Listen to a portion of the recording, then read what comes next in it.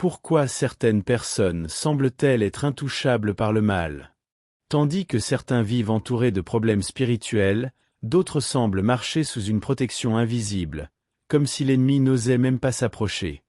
Existe-t-il un secret derrière cela? Le Padre Pio, l'un des saints les plus puissants de l'histoire de l'Église, a révélé 3 types de chrétiens qui font trembler le démon et le font fuir. Et devinez quoi? Vous pourriez en faire partie. Mais attention, il ne s'agit pas de formules magiques ou d'une foi superficielle. Il s'agit d'une vie authentique en Christ, où la prière, la grâce et la parole de Dieu sont nos armes les plus puissantes. Voulez-vous découvrir si vous figurez sur cette liste et comment devenir intouchable par le mal? Alors, continuez à lire, car ce que vous allez découvrir ici pourrait changer votre vie pour toujours. Le Padre Pio a été un véritable guerrier spirituel, affrontant des batailles bien au-delà de ce que nos yeux pouvaient percevoir. Il n'a pas seulement supporté des épreuves physiques, comme les stigmates du Christ qu'il portait, mais il a aussi fait face à des attaques directes du mal, tentant de miner sa foi et sa mission. Ces attaques n'étaient pas de simples tentations passagères, mais des assauts violents où le démon se manifestait de manière effrayante, cherchant à déstabiliser le saint. Pourtant, le Padre Pio résista avec une force qui venait d'une connexion profonde avec Dieu, nous montrant que la véritable foi est un bouclier infranchissable. Son histoire nous enseigne que, lorsque nous sommes alignés avec le dessein divin, aucun mal ne peut nous renverser. Imaginez, un instant, comment cela serait de mener une telle bataille spirituelle. Le démon ne ménageait aucun effort, apparitions terrifiantes, voix perturbantes et même agressions physiques. Mais le Padre Pio ne se laissa pas abattre. Il savait que la prière était son arme la plus puissante, et il l'utilisait comme un soldat utilise son bouclier au milieu du champ de bataille. Il nous montre que, même lorsque le mal semble être à notre porte, la foi en Jésus-Christ et la confiance dans le pouvoir de l'Évangile suffisent à nous maintenir fermes. Et vous, avez-vous déjà réfléchi à l'état de votre armure spirituelle? Êtes-vous prêt à affronter les attaques qui pourraient survenir? Voici un exemple concret. Si vous sentez que vous êtes sous attaque spirituelle, commencez par fortifier votre vie de prière. Réservez un moment de la journée pour un véritable acte de louange, une adoration sincère. Lisez la Bible, notamment les psaumes, qui sont comme des épées tranchantes contre le mal. Et n'oubliez pas la confession régulière, car elle garde votre âme propre et en état de grâce. Le Padre Pio nous enseigne que la lutte spirituelle est bien réelle, mais qu'avec les bonnes armes, nous pouvons triompher. Alors, êtes-vous prêt à commencer à vous renforcer? Vivre dans l'état de grâce, c'est comme construire une forteresse autour de votre âme. Le Padre Pio le savait, et mettait toujours l'accent sur l'importance de la confession régulière.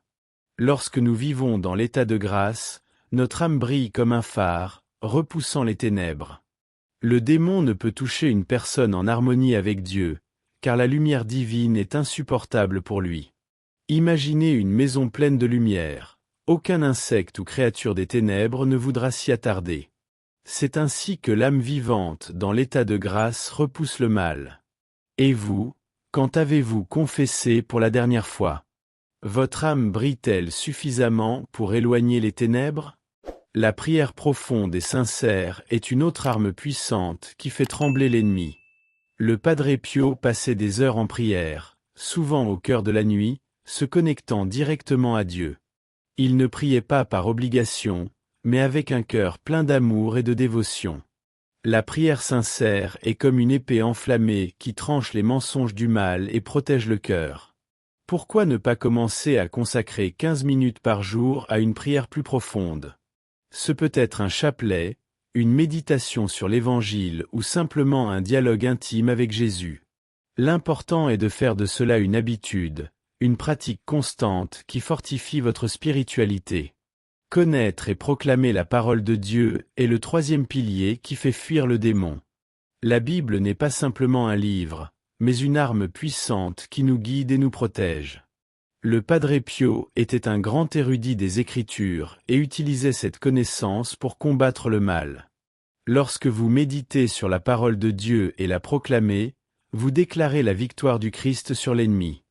Pourquoi ne pas commencer un petit groupe d'études bibliques quotidien?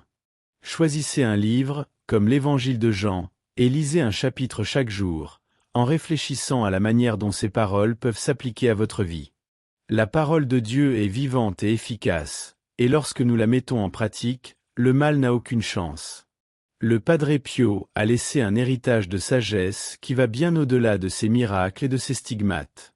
L'un de ses conseils les plus précieux portait sur l'importance de la confession régulière.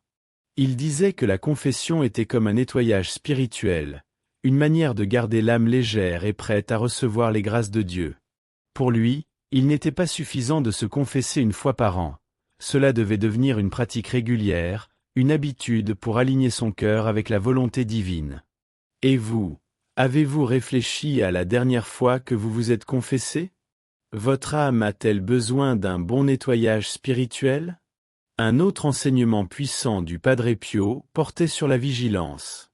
Il avertissait qu'il nous fallait être attentifs à nos pensées et à nos actions, car c'est par ces petites brèches que le mal essaie de s'infiltrer. Une pensée négative ici, une action impulsive là, et le démon commence déjà à travailler pour nous éloigner de Dieu. Le Padre Pio recommandait, dès que nous percevons quelque chose de mal, de recourir immédiatement à la prière et à la parole de Dieu. Pourquoi ne pas commencer à pratiquer cela? Chaque fois qu'une pensée négative surgit, remplacez-la par une prière ou un verset biblique. C'est comme remplacer une mauvaise mélodie par une musique qui élève l'âme. Enfin, le Padre Pio insistait toujours sur la nécessité de mener une vie de prière et de lecture de la Bible. Il disait que la prière était l'oxygène de l'âme, et la Bible, la nourriture spirituelle. Pour lui, il n'y avait pas de véritable croissance dans la foi sans ces deux piliers. Que diriez-vous de suivre l'exemple de Padre Pio, et de créer une routine de prière et d'études bibliques? Cela peut être quelque chose de simple, comme 10 minutes de prière le matin et 10 minutes de lecture de la Bible le soir. L'essentiel est de commencer et de maintenir la constance. Après tout, comme le disait Padre Pio, la prière est la clé qui ouvre le cœur de Dieu. La transformation spirituelle est un processus qui demande de la dévotion, et surtout, un cœur ouvert au changement. Padre Pio est un exemple vivant de la manière dont une vie consacrée à Dieu peut transformer non seulement soi-même, mais aussi ceux qui nous entourent. Il nous invite à regarder à l'intérieur de nous-mêmes et à nous poser la question: comment est notre spiritualité? Vivons-nous vraiment selon les principes de l'Évangile? La transformation commence lorsque nous décidons de suivre les pas du Christ, en cherchant une vie de sainteté et d'amour envers notre prochain. Et vous, êtes-vous prêt à faire le premier pas dans ce cheminement? L'une des manières les plus puissantes de se transformer spirituellement est à travers la prière et la méditation. Padre Pio passait des heures en prière, et cette pratique le maintenait connecté à Dieu, même au milieu des batailles les plus intenses. Il nous enseigne que la prière n'est pas seulement un moment pour demander, mais aussi pour écouter, pour se connecter avec le divin.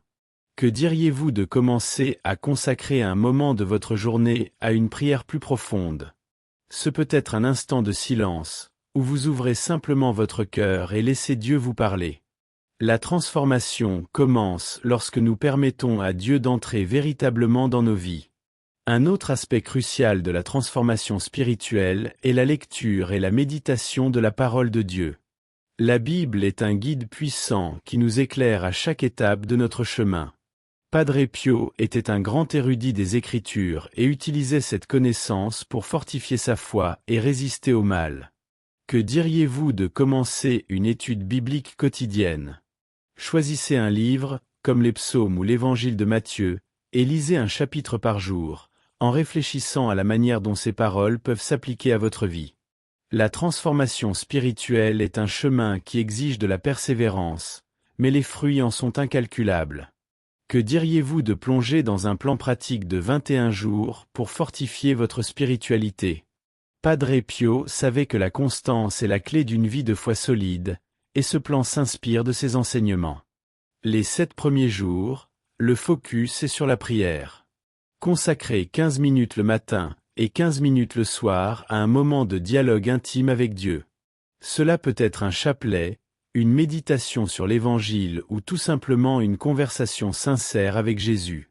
L'important est de créer l'habitude de se connecter au divin quotidiennement.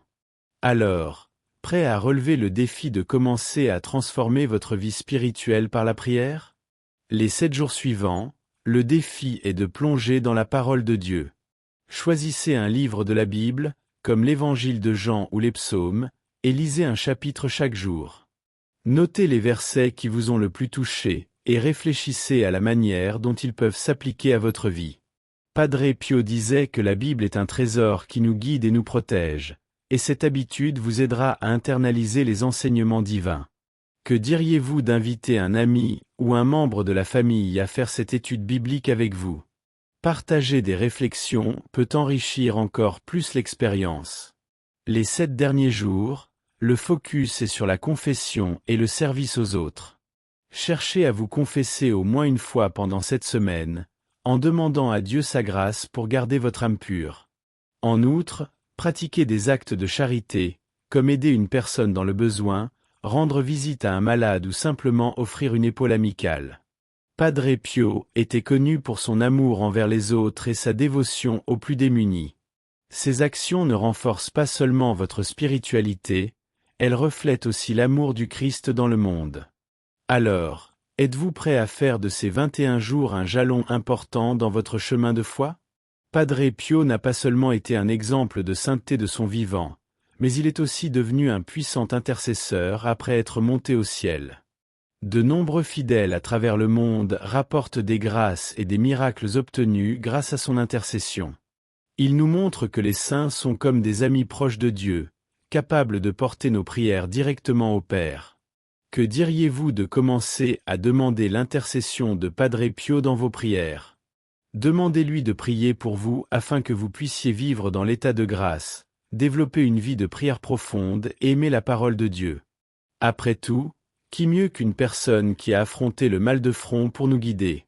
Une manière pratique de se connecter avec l'intercession de Padre Pio est à travers une prière dédiée à lui. Vous pouvez commencer par quelque chose de simple, comme « Saint Padre Pio de Pietrelcina, priez pour moi auprès de Jésus-Christ, afin que je puisse vivre une vie de foi authentique et résister aux tentations du mal.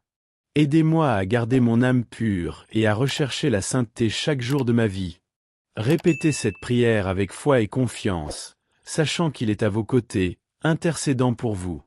Et n'oubliez pas de remercier pour les grâces reçues, car la gratitude est une manière puissante de renforcer notre lien avec le divin. Enfin, Padre Pio nous enseigne que l'intercession des saints est un cadeau de Dieu pour l'Église. Ils sont comme des phares qui nous guident à travers les tempêtes de la vie, montrant que la sainteté est possible et que le ciel est notre véritable foyer. Que diriez-vous d'inclure l'intercession de Padre Pio dans votre routine spirituelle? Demandez-lui de vous aider à grandir dans la foi, à aimer davantage Jésus-Christ et à être un témoignage vivant de l'Évangile. Et rappelez-vous, vous n'êtes pas seul dans ce cheminement. Padre Pio et tous les saints sont là, pour vous soutenir. Alors, avez-vous réussi à vous identifier à l'un de ces 3 types de chrétiens qui font fuir le démon? Le chemin spirituel n'est pas facile, mais comme nous l'a montré Padre Pio, il est possible de vivre une foi authentique et de résister au mal. Maintenant, c'est à vous. Que diriez-vous de commencer dès aujourd'hui à appliquer ces enseignements dans votre vie? Faites une prière sincère, plongez dans la parole de Dieu et cherchez la confession régulière. Demandez l'intercession de Padre Pio pour vous guider dans ce chemin. N'oubliez pas, la transformation spirituelle est un processus, mais chaque petit pas compte. Et vous, avez-vous déjà vécu une expérience où vous avez ressenti que votre foi vous a protégé du mal? Partagez votre histoire. Elle pourrait inspirer d'autres à renforcer leur spiritualité. Et si ce contenu vous a plu, n'oubliez pas de vous abonner à la chaîne et d'activer les notifications. Il y a encore beaucoup d'enseignements puissants à venir, et vous ne pouvez pas les manquer. Ensemble, nous pouvons construire une communauté forte dans la foi, où le mal n'a pas sa place.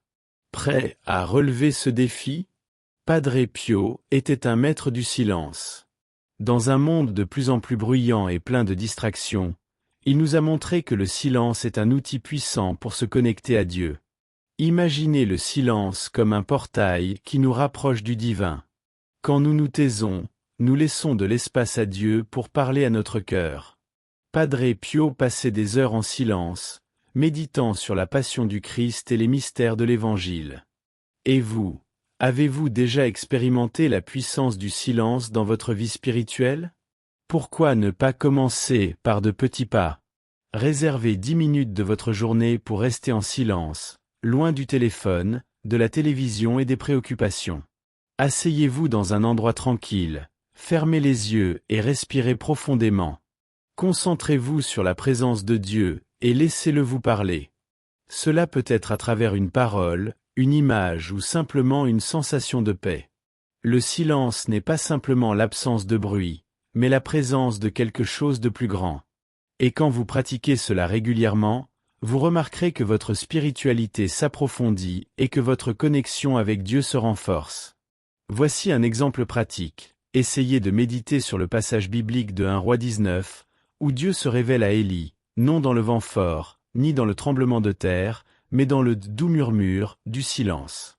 Cette pratique peut transformer votre vie spirituelle, en apportant clarté, paix et direction à votre cœur.